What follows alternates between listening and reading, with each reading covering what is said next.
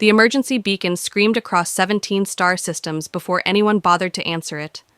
When they finally did, what they found made absolutely no sense whatsoever. Commander Vrell of the Galactic Enforcement Coalition stood on the bridge of her patrol vessel, all four of her eye stalks focused on the transmission screen, trying very hard not to have what humans apparently called a stroke.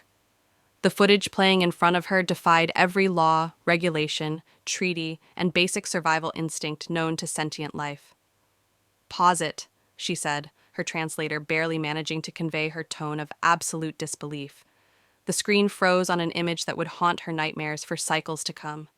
A human, a single, grinning human male, sitting astride a Krolixian render beast, like it was some kind of domestic transport animal. The beast itself, a creature that had wiped out 3 colonies and required orbital bombardment to stop, looked almost content. "Tell me this is fake," Vrell said slowly. "Tell me someone created this as a joke." Her tactical officer, a nervous Peluvian named Crix, made a clicking sound that indicated extreme anxiety. "Verified authentic, Commander. Biometric scans confirm one Marcus Webb, registered human explorer. The render beast's genetic markers match the one that escaped from holding station 12 4 rotations ago." 4 rotations, Vrell repeated, feeling a headache forming in her primary consciousness lobe. "That thing has been loose for 4 rotations, and somehow instead of eating this Marcus Webb person, it let him climb on top of it?" "Apparently so, yes." The absurdity of the situation would have been funny if it was not so terrifying. Render beasts were classified as extinction-level entities. Their hide could deflect plasma fire. Their claws could shred reinforced titanium. Their intelligence was just high enough to make them vengeful. Standard protocol when encountering one was to evacuate the entire sector and call in heavy artillery. This human was using it as transportation. Vrell resumed playback. The video showed Marcus Webb, who appeared to be in his mid-30s with unkempt brown hair and a jacket that had seen better days, leaning forward to pat the render beast on what passed for its neck. The creature made a rumbling sound that sensors identified as contentment. Actual contentment. "Big guy here got a thorn stuck in his paw," Webb said to the camera, his voice carrying that particular brand of casual confidence that Vrell had learned to associate with humans doing something monumentally stupid. "Took me a few hours to get close enough. Thought he might eat me. Turned out he just needed help. Now we are buddies. Right, Maximus?" Maximus. The human had named it Maximus. The render beast, this thing of nightmares and military reports, made another pleased rumble. "I need medical attention," Vrell said flatly.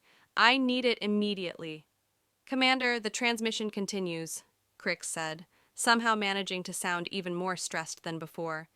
"You need to see this part." The video cut to a different angle, showing a wider view of the planet's surface.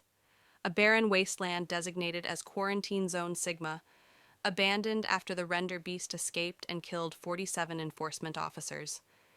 In the distance, Vrell could see the ruins of the holding facility, still smoking from the beast's rampage. Webb was riding toward it at a leisurely pace. "So I figure since Max and I are getting along pretty well," Webb was saying, apparently recording a travel log, "we might as well check out what all the fuss was about. See what had him so riled up in the first place. Maybe there are more of his kind in there. Maybe he just wants to go home." "He is going back to the facility," Vrell said, her voice climbing several octaves. "The facility that was built specifically to contain that thing. He is taking it back there on purpose." "It gets worse," Crix said, which were 3 words Vrell had learned to dread from her tactical officer. The video showed Webb and Maximus approaching the facility entrance. Security systems, still partially functional, recognized the render beast and immediately activated defensive measures. Automated turrets emerged from concealed positions. Warning klaxons blared. Energy barriers flickered to life across every access point. Webb dismounted, studied the defenses for approximately 30 seconds, then pulled out what appeared to be a simple metal tool from his jacket pocket. "You have got to be kidding me," Vrell whispered. For the next 12 minutes, the commander of a Galactic Enforcement Coalition patrol vessel watched a human bypass military-grade security systems using what her database identified as a wrench, a piece of wire, and determination that bordered on psychotic. He talked to himself the entire time, explaining his process to the camera in that same infuriatingly cheerful tone.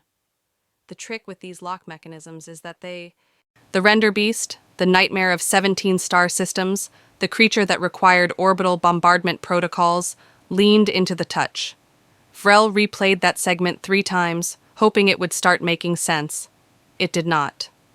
"Commander," Crix said hesitantly, "the final transmission just came through. Webb is requesting permission to land on the orbital station. Says he has important information about render beast containment protocols and wants to discuss reformation of xenobiology practices.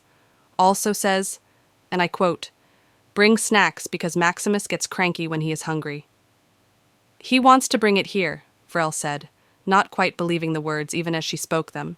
"He wants to bring an extinction-level entity onto my station, and he thinks snacks will solve the problem." "Those appear to be his intentions, yes." Vrell looked at her crew, her professional, trained, experienced crew, who all looked back at her with expressions that conveyed the same message.